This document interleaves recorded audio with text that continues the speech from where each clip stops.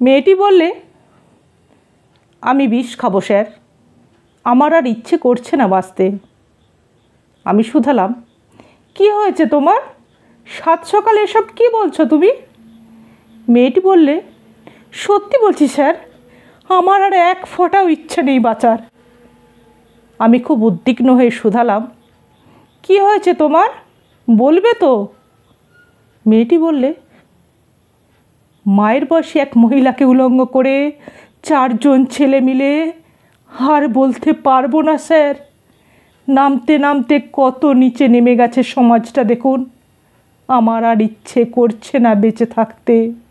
যেখানে মানুষ হয়ে বেঁচে থাকার জায়গা নেই, সেখানে শুধু মেয়ে হয়ে বেঁচে থাকতে আর একটুও ইচ্ছে করছে না আমার। আমি বললাম, তুমি পাথর খাদানের মোগলিকে জানো?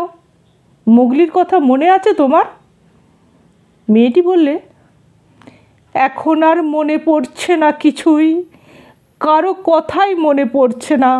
সব কেমন তালগোল পাকিয়ে যাচ্ছে মাথার মধ্যে।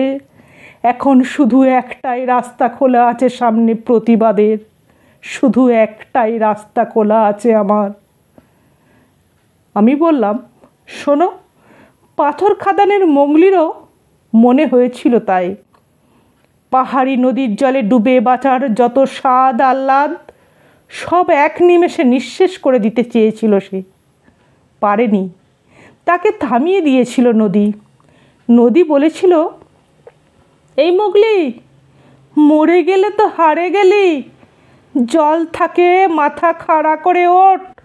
এই পাথর খাদানে মাটি আর গাঁ গেরামের মাঝে বাবু আর বেনিয়াদে ব্যবসার ফাঁদ থাকে। আরও হাজার হাজার লাখো লাখো মোগলিকে পাহারা দিবার লাগে, তীর কাঁড় আর টাঙি হাতে সর্দারের পাড়া তুই যা। রুখে দাঁড়া মোগলি, রুখে দাঁড়া।